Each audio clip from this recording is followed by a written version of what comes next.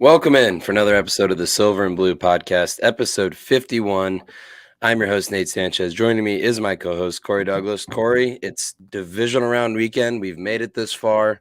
I'm hoping we can keep doing this another couple weeks, but for now, we are going to preview the Cowboys heading to San Francisco to take on the 49ers in the divisional round this Sunday. It's the final game of the weekend. It's the biggest game of the weekend, and I think might be the best game of the weekend. I'm really fired up for this weekend. How are you feeling, Corey? Yeah, I'm pretty excited. I've been thinking of scenarios and how this game's going to play out a whole week long. And I'm trying to find like that perfect scenario where the Cowboys can go into San Francisco and win. So we'll see by the end of this broadcast, what my final predictions or what kind of I'm thinking heading into this game. Yeah, I'm so fired up for this weekend. There's so many angles and like great stories that are tied into this game. Obviously Cowboys glasses, take your Cowboys glasses off, and even then you're like, this is still an awesome game that has so many cool storylines going into it. So and not to mention just all the history behind the Cowboys and the 49ers. I believe want to say I read this morning or heard somewhere that Cowboys and 49ers, I think this is one of the most common playoff matchups of all time. I think they met in the playoffs like Mhm. 9 times before, or this is the ninth time. They met so many times in the 90s back when both teams were at their peak, and they obviously met last year, and that did not go well for Dallas. So I'm sure the Cowboys are going to have some revenge on their mind. And there was a report. I don't know if it was I saw it on Twitter from one of the insiders, but I don't know if it was a quote from Dak or like a report about Dak that apparently Dak wanted to play the 49ers just because of how last year played out and that revenge factor. So a lot's on the line for Dallas. If you're listening to this podcast, you're probably aware Dallas has not been to an NFC championship game since 1995. I believe 27 years it's been. They haven't gone to a championship game since their last Super Bowl win. So Cowboys can make some big time history and clear a big time hurdle that they haven't been able to clear over the last almost 3 decades. Yeah, and when you talk about, Dak Prescott, wanting the 49ers, Jaron Curse is a guy who has been kind of outspoken in pretty much the entire season about the sour taste he had in his mouth last year after last year's playoff game. I know he said after the game on Monday night that, that we, kind of corrected one wrong already, and now they have an opportunity to correct another wrong going all the way back to last year. So yeah, it's going to be a very tall task for this team, but from everything that we have heard from the Mm-hmm. coaches down to the players and really the entire organization is that they seem ready to go despite some of the disadvantages that they have. As far as going and traveling on a short week, and San Francisco having an additional 2 days, and that whole storyline there, they don't seem really phased by that or concerned about it. But it is going to be interesting to kind of see them, and when they hit the field on Sunday evening. Yeah, it'll be I completely agree, and I just can't wait for to see how all this will play out. Let's start with the injury report. Um, Normally we record our Friday. If we record on a Friday, usually we record it a little later in the afternoon when the Friday injury reports drop. So just looking at the Thursday report, as far as the Niners are concerned, Jimmy G and Ambry Thomas did not participate. Samson Ebukam, Jawan Jennings, and Javon Kinlaw were all limited.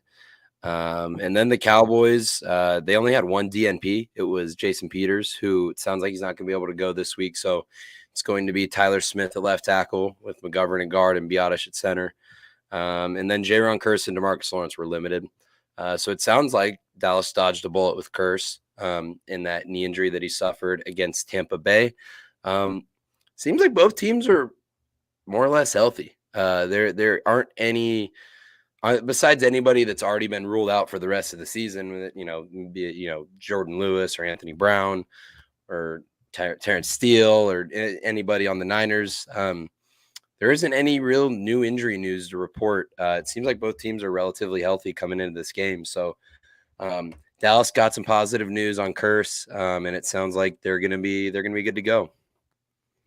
Yeah, and that's, always huge. You always want, a guy like Curse, a leader on the football team, a guy that's going to go out there and kind of make sure guys are ready to go, fired up, and playing at their highest level, out there. So having Curse out there is going to be huge, just from the mental aspect, but also obviously he's a really good player for this defense, a really important player for this defense. Um, and on San Francisco side, they're healthy. You remember back to last year's playoff game, Nick Bosa went out pretty early in that football game. So that's going to be something that the Cowboys are going to have to account for.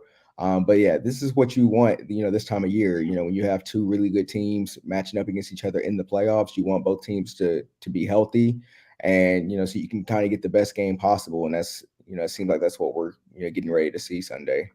Now, correct me if I'm wrong, but I might be misremembering this, but didn't Fred Warner also get hurt in the game last year? And Yep. didn't he go out in the game last Yep. year? Yeah. So Yep. um, the fact that Bosa and Warner both missed large chunks of that game made last year's loss all the more unbearable.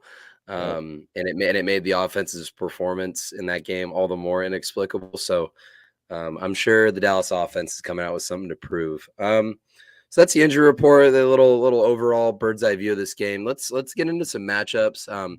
Let's start with the Cowboys offense against the 49ers defense. And this is where I think this game is going to be won or lost. I think the Cowboys defense is going to be able to make some plays against the 49ers offense. We'll get into that in a little bit. But I think where this game is going to be decided is going to be where this 49ers defense matches up against the Dallas offense. If Dallas is able to move the ball and have success and protect Dak Prescott, quite frankly, they're going to win. I really think this is what it's going to come down to. This 49ers defensive line of Bosa, who's probably going to win Defensive Player of the Year, Eric Armstead in the middle, Javon Kinlaw, Samson Ebukam. I mean, I'm sure I'm forgetting others, but they have an absolute stable of defensive linemen. And this is where I think Dallas is at their biggest disadvantage. I would argue even bigger of a disadvantage than the Dallas secondary against the Niners weapons, just because this is an outstanding defensive line. And this is a Dallas offensive line that, I'll tip my cap to them. They were really good on Monday, at least in terms of pass protection against Tampa Bay. But all year long, the pass protection just has not been great. And, maybe they're coming out with something to prove, but last year in the playoff game, Dak Prescott was pressured 31 times, just Mhm. outrageous. I mean, the offensive line got absolutely dominated last year. So I think for the Dallas offense, this really is going to have to start up front. And even if it is a disadvantage, Kellen Moore is going to have to get creative in terms of how he calls play action, maybe some more 12 personnel with Schultz and Ferguson to help out. But yeah, that's where this is going to start for the Dallas offense.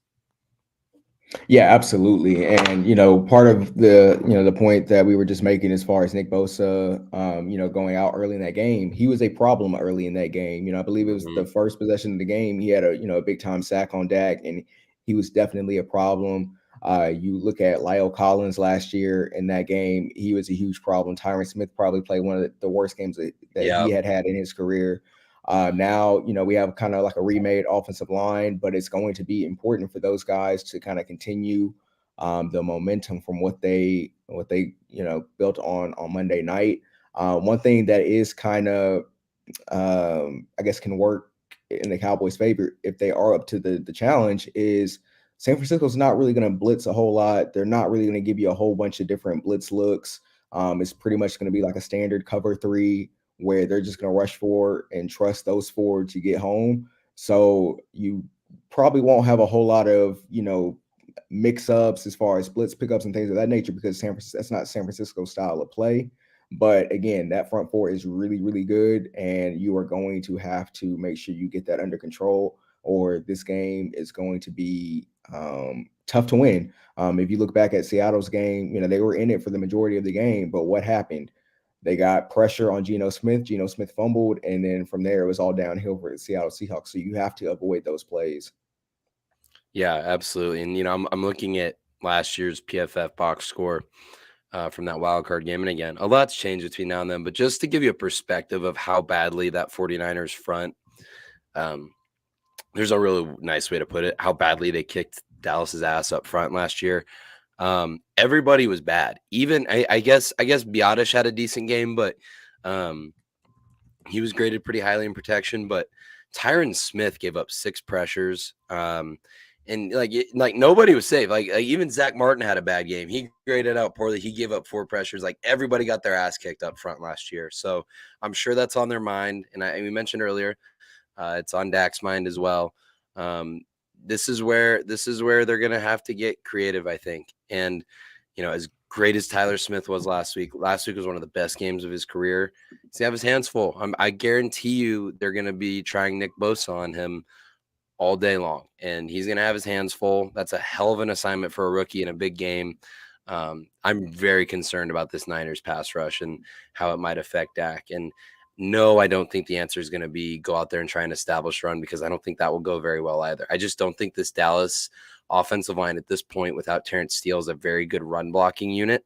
And Dallas's best chance, as we saw on Monday against Tampa Bay, their best chance is to protect, versus run blocking. Yeah, that's just where I feel like this offensive line is at this point, especially without Steele. Yeah, when you look at San Francisco on where they can get beat, is they do have some question marks in that secondary. You look back to the second to last week of the season against Vegas. Jarrett Stidham in his first NFL start this year, threw for 365 yards, 3 touchdowns. Devontae Adams has 7 for 153 and 2 touchdowns. So, and then you look back to last week, DK Metcalf had Ward in a really compromising position. He had a huge day and even beat him over the top for, it was like a 70-yard touchdown, I believe. Yeah. So, I mean, there is definitely some holes back there in the secondary, but two things that kind of work against the Cowboys in this matchup in that regard is we don't necessarily have the receivers to kind of take advantage of that all the way outside of CeeDee Lamb. And then if we can't block, you're still not going to be able to take advantage of, what is, a somewhat weak secondary. And, if Dak plays or is in that same mindset he was on Monday night, this could get really exciting for this team. But again, it all comes down to how he is protected and, limit those mistakes, that come along with pressure. Yeah, and I'm glad you mentioned the secondary, just because, as good as their front is, like you mentioned, their secondary can be had if you're able to protect, because their defensive front is so good. And we've talked at length about it. We haven't even mentioned Fred Warner, who's, in my opinion, the best linebacker in football and maybe the best player on the team, just like best at what he does. I don't think that's a crazy thing to say. And then I forget how to pronounce his first name, but Hufanga, I think is how you say it. They're all pro safety. He makes a lot of splash plays, but he can be susceptible in coverage. He's kind of the type of player that makes a lot of big plays around the line of scrimmage. He'll generate some takeaways, but he can be over aggressive, and that's been an issue for them recently, where he hasn't been the best coverage player. But I really think if Dallas can protect, they're going to have a chance. Dak's going to have a chance, and Dak, brings his A game like we saw on Monday. And I don't even think it needs to be as good as it was Monday, because Monday was the best game of Dak's career. Absolutely. Dak doesn't need to be at that level per se to win, but it needs to be a good version of Dak, and he needs to be able to get the ball to their playmakers. And that was the next thing I wanted to mention, because another thing that I think is going to be, and I don't think this is a crazy thing to say, I'm not exactly breaking ground with this, but one thing that is going to be different and needs to be different this year versus last year was last year, I want to say CeeDee Lamb only got 2 targets last year, and Tony Pollard didn't play. He had like 6 touches. Tony Pollard got 4 carries and 2 targets. That can't happen on Sunday. And I think we saw that against the 49ers or against the Bucs on Monday, just with CeeDee Lamb getting fed. And Dak spread the ball around, but especially in the run game, we saw Pollard get I want to say Pollard had 15 carries to Zeke's 13 on Monday, and Zeke got 27 yards, and Pollard had like 76. Um, this needs to be a Pollard game, I think. And, I just think that's where Dallas needs to make sure that they get the ball into their playmakers' hands. And that was, frankly, a massive issue last year. Yeah, I think that's kind of one thing that I've kind of been running through in my different scenarios that I mentioned at the top of the show is, situations where the Cowboys can be better equipped for this matchup this year versus last year. And that is, they're using Tony Pollard more. We kind of saw that, that was one of the things that I was concerned about going into Tampa Bay is, all right, what type of game plan is Kellen Moore going to come up with? What version of Dak Prescott are we going to get? And can CeeDee Lamb take advantage of opportunities? And I think you can check all three of those boxes because all three of those things happened. Now, going into this matchup, I expect more of the same. I think CeeDee Lamb will have, slightly more favorable matchup this week. I don't think the 49ers secondary is as strong as Tampa Bay's in certain areas. So I do think they'll be able to kind of spread it around to him. And, maybe T.Y. Hilton, we mentioned a couple of big plays that he had on Monday night.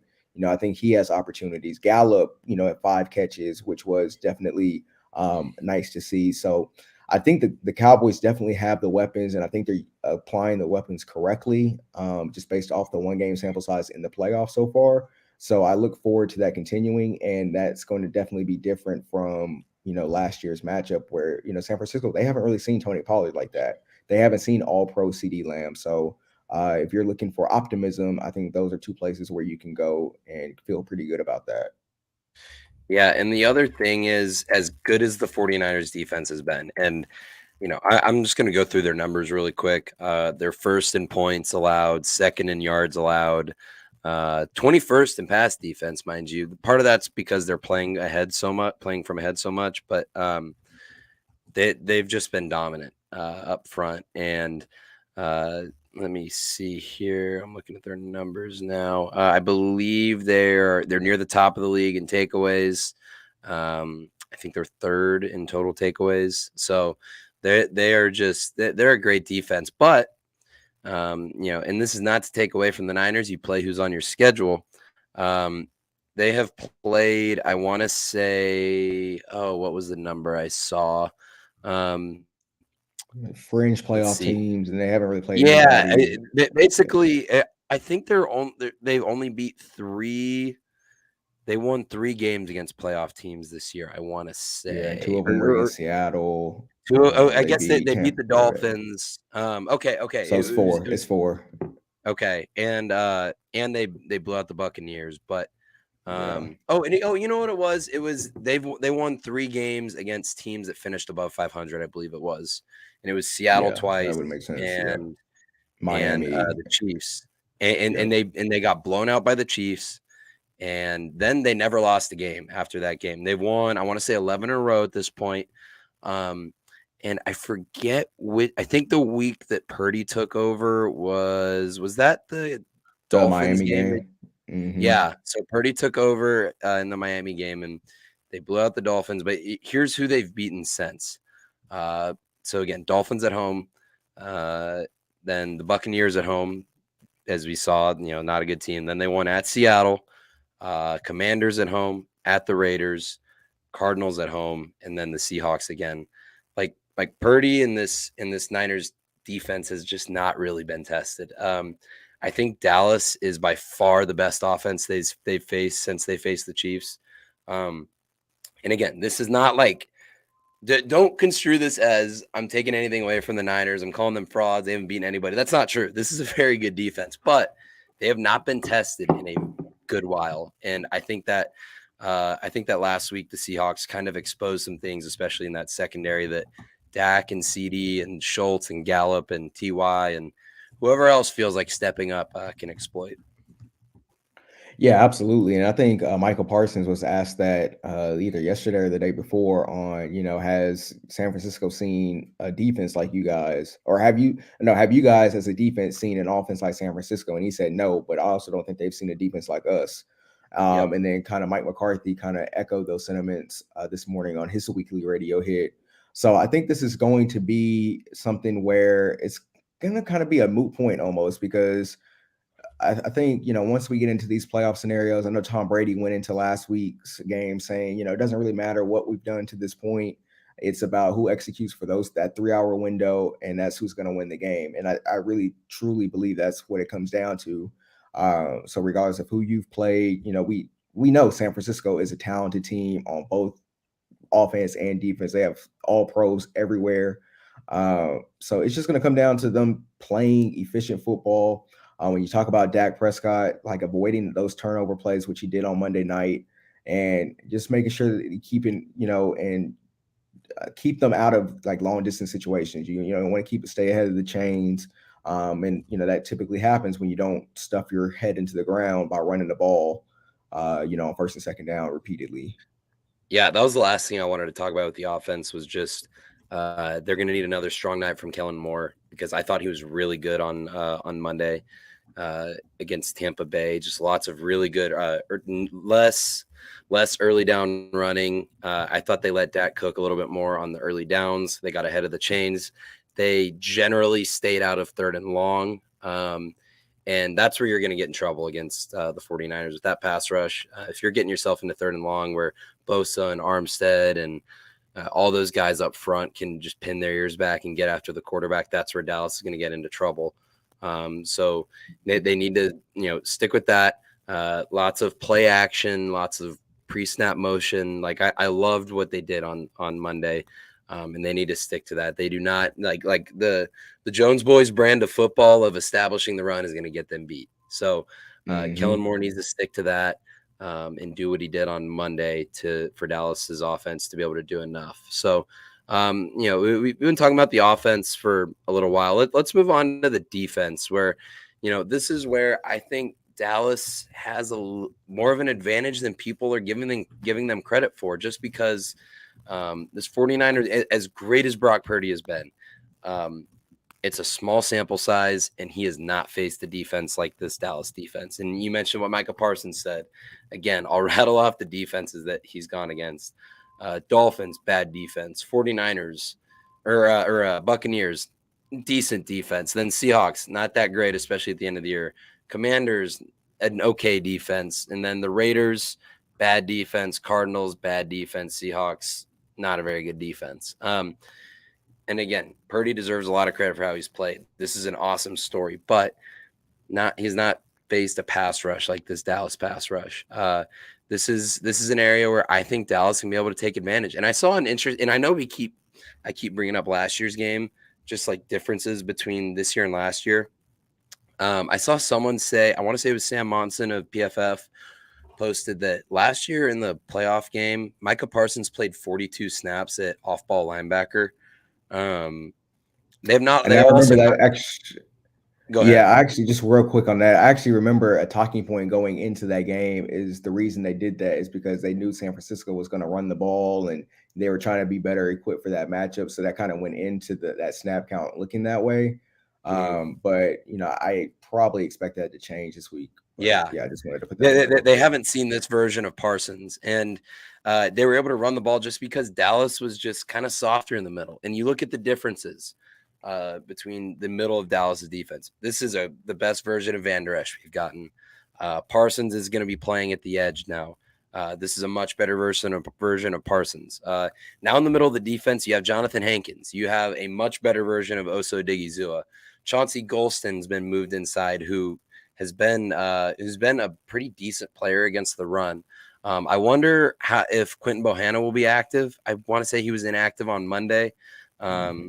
This is just a different Dallas defense that I feel like is better equipped to go up against this 49ers attack than it was last year. And it's going to start with that defensive line. And if they're able to put some pressure on Purdy, and especially if that Dallas offense is able to get out in front and get a lead and force them to get out of their positive game script, which they've done a lot of playing from ahead. And it's going to be a lot of, all right, Brock Purdy, you have to beat us now. And the game script has been upended.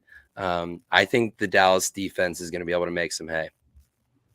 Yeah, I mean, if you think back to that game last year, obviously it's a different quarterback. Jimmy G is really the only reason that the Cowboys even had a chance to win at the Yeah. end. And you mentioned Leighton Vander Esch there, and he made a crucial stop on a third down to kind of force San Francisco into a situation where you could either go for it on, I believe it was like 4th and 1 or 4th and maybe 2, but it was a real short fourth down because Leighton Vander Esch was able to make a tackle to keep, I believe it was Debo from getting the first down. So yeah, he's playing, great football this year. I For me, it comes down to well, I guess my main point of that is just, Dan Quinn definitely schemed up some things to where they had a lot of success against that offense. Now a lot Mhm. of it, was in part due to Jimmy G, which I just mentioned, but I think Dan Quinn's going to have his guys ready. I think we're going to see, a slightly different inactives and actives. I think we're going to see more beef up front versus more secondary guys Mhm. as they deployed last week. So those are just a couple of things I'm looking forward to. But yeah, getting out in front of this team is going to be crucial. You don't want to put San Francisco in a position where they're playing with a lead and kind of being able to mix some things up and get Brock Purdy to be comfortable in the pocket and comfortable with what he's seeing out there. Yeah, absolutely. I completely agree. It's just going to be about, again, just making Purdy uncomfortable because I don't think anyone's really made him uncomfortable so far in this Mhm. 2 month run or however long it's been since he's taken over. Their offensive line is really good. I think if you are a big fan of football and you love trench warfare, Micah Parsons versus Trent Williams is going to be must see TV. I cannot wait to watch that Mhm. matchup. I'm interested to see how Dan Quinn deploys Parsons because he used him a little bit as a blitzer. He was able to get some pressure, getting that running start against Tampa Bay a lot, including, I want to say one of those plays was that play that went viral where he came right up the middle and just ran over Leonard Fournette and then got to Brady. Mhm. Um, Dan Quinn's gonna have to scheme up some pressure for Parsons because the Dallas defense is going to be in trouble if they can't make Purdy uncomfortable, and I really think that's where they have their biggest advantage. They're going to need a better game out of Demarcus Lawrence. Demarcus Lawrence was invisible on Monday and had one of his worst games, in my opinion, of the year. So it's going to be about this defensive front for Dallas. Like they're not going to be asking you're not as big of an issue as that other cornerback position for Dallas has been. Like if the Dallas pass rush can make it to where, all right, you only have to cover for a couple seconds and we're going to make Purdy uncomfortable, then Dallas's defense has a real chance. And I wonder how much different the game plan is going to be with how they attack the corner position, just from a standpoint of, remember, we didn't see a lot of Xavier Rhodes at cornerback too. It was a lot of Izzy Mukwamu, who Mhm. they just rolled with a lot of safeties on Monday to help mitigate the cornerback issue. So I wonder if they do that again. Maybe they found a formula that works. But they're gonna have to be ready because we've been talking about the trenches, but let's talk about those weapons that the Niners have because I'll admit it's a pretty complete set of weapons that's I'd put up against anybody in the league. Yeah, I mean, when you look at Brandon Ayuk in the game he had last year in the playoffs, I definitely know he caught, Diggs on a double move where, Diggs kind of bit.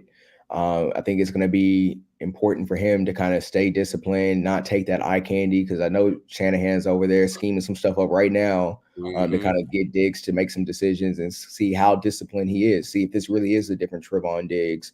And we've seen in big games, where Diggs does kind of get a little greedy, and the Eagles game, for example. And then also, Debo Samuel and someone they didn't have last year is Christian McCaffrey. He does it in the run game, he Mm-hmm. does it in the passing game. That is going to be something where if this team is not willing to tackle, especially out on the edges, this could be a very, very long day for this defense in the secondary. But yeah, I mean, when you talk about Brandon Ayuk, Debo, Jennings is, he made a couple of plays Yeah. last Saturday against Seattle. So they just come from everywhere, and you're not quite sure because Shanahan does scheme up some things really well. You're not sure exactly where they're coming from at all times, but you just know they're out there, and you got to be disciplined. Yeah, that's the biggest thing with this Niners offense is the amount of eye candy and pre-snap motion that they use. You're going to have to be disciplined, and they weren't very disciplined last year against San Francisco. And one thing we haven't mentioned was, I think we might have mentioned it on the Victory Pod on Tuesday, but Dallas played a really clean game against Tampa Bay. I want to say there was only 2 penalties on Dallas on Monday night. Yeah. And last year against San Francisco, and I know we keep harping back and forth on last year's game, but I really think it's important to look back at last year's game just from a standpoint of how much different this Cowboys team is, statistically, personnel wise, and that's going to be one thing that's going to be huge is penalties. I think Dallas was penalized, I want to say 13 or 14 times last year Yep. against San Francisco. Penalties absolutely killed them in last year's game, and that can't happen again. So it's going to be all about discipline in that department as well. And it seems like Dallas has kind of cleaned up the penalties lately. They were still one of the more penalized teams overall this year, but lately it hasn't been nearly as much of an issue. So that's also going to be very important. You cannot be like your margin for error is already slim. You can't make it harder on yourself than it already is. And that's another thing that I'm kind of encouraged by when you look at this team compared to last year. I mean, we have to harp on last year's matchup because that's to show the differences. If you're a person that's looking for optimism, these are things that you can be optimistic about heading into this matchup. Despite being a 4-point favorite, being on the road, being on a short week, all the things that are working against you. Some of the things in your control are things that the Cowboys I feel like have improved on from last year to this year's team, and penalties being the biggest one, because if you're giving this team extra chances, giving them short fields, giving them extra opportunities to move the ball, trust me, they will move the ball. And Brock Purdy, he has a little bit of swagger to himself, and he's going to be out there high stepping on you. He's going to be in control of the game and kind of do what he's done the last 8-9 weeks of the season. So these are all important factors of this game. These are all things that I think right now you can kind of go into this game saying, okay, what can we look at that we can be confident in? And I think we've touched on, multiple things, both on offense and defense, that this team can be optimistic about. Now, whether it translates to game time on Sunday evening at 5:30 Central Time, that remains to be seen. But, looking at it from, a preview standpoint, these are all things that I feel like are, the confidence builders, I guess you can call them. Yeah, absolutely. Absolutely. It's, I know we keep talking about discipline, but you have to be disciplined to win on the road in the playoffs. And they were very disciplined on Monday, and they're going to have to do that again. I mentioned it earlier, but how Dan Quinn deploys this secondary is going to be really interesting. Having Jaron Kearse healthy is so huge because he is kind of your tight end stopper. I'm sure he'll be on George Kittle plenty. But yeah, these weapons are plentiful. They're going to be getting the ball to Debo in space. One area that I'm very concerned about, and I know you mentioned Brandon Ayuk had some fun with him last year. He made Trevon Diggs look a little silly a couple times last year, but similar to how the Jaguars attacked Asante Samuel Jr.'s lack of tackling ability on that big 4th-and-1 play, I think that Kyle Shanahan's going to make sure to get Debo Samuel in space because his yak ability is unbelievable. I would put it up against anybody in the league, frankly. It's impossible to tackle. Yes. I think they're going to go after Diggs's tackling that, it's been better this year, and there's been some rough moments, and his tackling was very rough on Monday against Tampa Bay. And it was costing Dallas early. Thankfully, they were able to make some plays, and it ultimately didn't matter. But they're going to need a much better version of Trevon Diggs than they got on Monday. And he was on the short list of, did anybody not play very well on Monday? Him and DeMarcus Lawrence were the two that we talked about from the Buccaneers game who need to be better on the defensive side. Yeah, and I think one thing that 2 plays stick out to me when you talk about Trevon Diggs is one where Mike Evans caught the ball. It was coming across the middle. Diggs was in chase position. Evans kind of pulled up. Diggs kind of ran, and he ended up kind of face to face. And Evans just kind of shoved Diggs right in the chest. And, it didn't really impact Diggs, but that's a play that keeps being reminded in my head. And then there was a play where it was a dump off to Rashad White. And Yep. he kind of Yep. White made one He quick spun him move, around. and this kind of circled around, and it reminded me of, or it kind of stands out to me because now you're going against Christian McCaffrey, who is Mhm. probably the best in the business at, as far as a running back goes, at running and pass catching ability, and he's shifty in space. And then you put that along with Debo's physicalness and his just like he's impossible to tackle at times. So Yep. that definitely is something that is going to be a huge point of emphasis, or should be a point of emphasis for Diggs to come in. And he's going to have to be physical in this football game. There is no shying away from contact in this game. This is the big Yeah. bad bully on the block, and you're going to have to meet force with force. Yeah, they this just I'm a little concerned about Diggs just from a standpoint of uh he does the way his style of play, like he matches up well against bigger receivers that he can kind of run with. He struggles with those smaller, shiftier guys, and that's kind of where Ayuk and Debo can match up well with him. Um, I worry about this matchup for Diggs. They're going to need him to be on his game Sunday. But let's get into some predictions and then get on out of here. I'll go first. I'm just gonna say it. I think the Cowboys are gonna win this game. It seems like everyone's kind of picking the 49ers. Everyone's falling all over themselves for the Niners. And credit to them, they've won 11 games in a row. Everyone's fallen in love with the Brock Purdy story, saying he's Kurt Warner. But I think this Cowboys team has something to prove. Um, and honestly, I think that win against the Buccaneers is the type of win that can springboard you onto a run in the playoffs, just because uh, I feel like winning that first game for Dallas. And again, most of these players haven't been around. Like I want to say only 11 guys are on this roster that were on the last roster that went to the divisional round in 2018.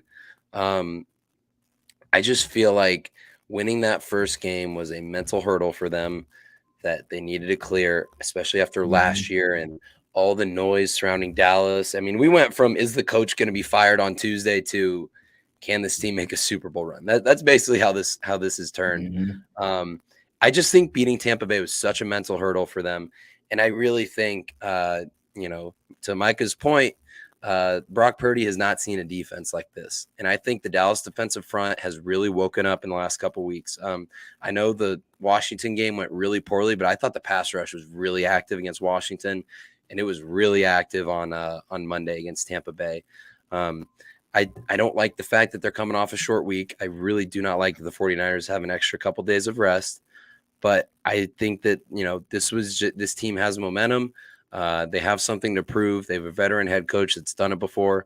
And just the way Dak's playing right now, if Dak's able to bring his not even A+ game, just like a solid Dak game is what I think they need to win this game. I think the pass rush is gonna be able to make Purdy uncomfortable. And I'm not saying this is the game Purdy turns into a pumpkin, but I think they're gonna make him struggle. And if Dallas can jump out to an early lead, um, and they can get the 49ers out of their game script of running the ball and forcing Purdy into a not ideal situation, I think Dallas can win this game, and I think that's what's going to happen. I'm going to go. I'm going to go Dallas 27, 49ers 21. I think the Cowboys going to San Francisco and they win this game. And I think you and I are going to be talking about an NFC Championship game next week, which be a lot of fun. And just fandom aside, just from a podcasting standpoint, covering a team that's in the NFC Championship game is objectively fun. So Mhm. I think Sunday is going to be a lot of fun. It's going to be a great game, and I think the Cowboys are going to shock a lot of people on Sunday. Okay. All right. So you got Cowboys 27-21. All right. So when I've been going back and forth with this matchup, I've been thinking of different ways that the Cowboys can win this football game. And it really just came down to three keys for me. Number one, Dak Prescott has to protect the football like he did Monday Yep. night. Like you said earlier in the show, he doesn't have to be, 5 touchdowns and, the Yeah. best performance of his career. You have to just take what the defense is giving you. Don't turn the ball over. Don't put the ball in harm's way. Also, the Cowboys, I think definitely need to jump out in front in this game. They need to put Yes. Brock Purdy in a situation where he is having to play from behind and see how he reacts to that. This is, as the playoffs go on, the pressure mounts, and for a guy that has not been there before, some guys will, kind of fold under pressure. Not saying that Brock Purdy will fold, but we got to make things tough on him. So Yep.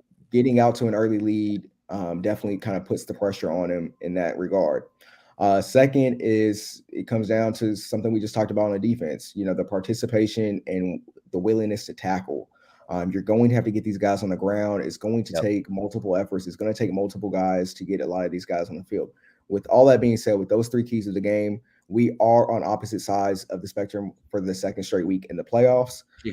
This is a game where the San Francisco team is a team I did not want to see at any point during the playoffs. I know they say you have to beat, whoever to get there, and you have to beat everybody, and why not? But I just can't see, or I'm not expecting the Cowboys to go in there and beat this football team.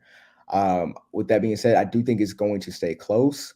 I do think that it's probably going to come down to like a one possession game like it did last year, excuse me.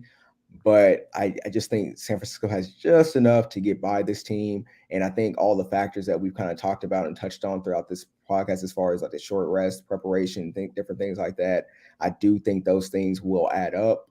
And yeah, I have the San Francisco 49ers winning, and I have them winning 29-26. 29, 20. Okay. But it's going to be, like I said, it's going to be a close game. At the same time, with all that being said, I would not be surprised if we're coming in here talking on Tuesday about a Cowboys win. But I feel like a lot of things will have to go right. And then just one stat out there, because one thing I just didn't mention that I was thinking of earlier was the turnover battle. San Yep. Francisco is 0-4 this year when they lose the turnover battle, 13-0 when they tie or win the turnover battle. So that just speaks to the Yep. importance of Dak Prescott taking care of the ball and forcing Brock Purdy into, some positions where, he's having to force some throws and, make some decisions that he's not had to make, with these 8 or 9 games that he's played. But like I said, 29-26, 49ers do win this football game. And as always, I hope I am wrong. And I hope we are celebrating on Tuesday, Yeah. and celebrating an NFC Championship appearance. Yeah, this feels like, with all the noise that they heard, this is my rationale. And I'm obviously a little biased, but I was super nervous coming in. Again, I was nervous going into that Monday game against Tampa Bay. It just feels like winning that game was the monkey off their back. This is a team brimming with confidence, and it goes back to what we talked about before the Tampa Bay game. You're either going home early, or your two superstars play like superstars, and that's Dak Prescott and Micah Parsons. Absolutely. And they have something to prove, and they played like superstars on Monday. And just the noise coming out of Dallas, they seem like they're brimming with confidence. And this is a 49ers team, again, that just has not been tested like this in a while. So it's going to be a lot of fun. I think this is a very confident Cowboys team. It's a well-coached Cowboys team. And I think this is a better Cowboys team than last year's team. So for that reason, again, picking the Cowboys. And I'm hoping you and I can come in here and celebrate another playoff win and discuss what will probably be a Cowboys-Eagles NFC Championship game, which, if the Cowboys and Eagles both win this week, that would be maybe the most toxic NFC Championship game of all time, with all the beef that's gone on Twitter between those two fan bases. But yeah, here's to hoping for a Cowboys win on Sunday. And just run one quick point on kind of what you just touched on, because I actually heard this comparison earlier today, and it was basically, if you want to compare it to another DFW team that kind of got the monkey off their back per se, and made a finals run, is the Dallas Mavericks in 2011. Once they beat Portland, got out of the first round, and from there, they swept the Lakers, which they were the 2-time defending champs at the time. They matched up with a young team in OKC, and then they were able to beat the Heat. But getting out of the first round, I think, was a big psychology moment for the team, and it kind of led them, for the rest of the playoff run. So there is, I think, a parallel with that. And like you said, we'll see what happens. Yeah, it'll be a lot of fun. Really looking forward to Sunday. Um, am I either going to be on cloud nine or devastated? There's not really a middle ground. So, thank you Absolutely. guys for listening. Those of you that watched on Twitter, watched on YouTube, thank you guys for listening. As always, please be sure to check out everything going on at the Dallas Sports Fanatic, not just our Cowboys stuff. Be sure to follow us on Twitter at Cowboys News 365 and at Dallas_Fanatic. You can get Corey on Twitter at the Mr. Douglas with 2 S's. You can get me on Twitter at Nate_Sanch77. We'll talk to you guys next time when we recap the Cowboys 49ers divisional round game, and should be a lot of fun and hopefully a good outcome for the Cowboys. We'll talk to you guys next time. Thank you for listening. Absolutely.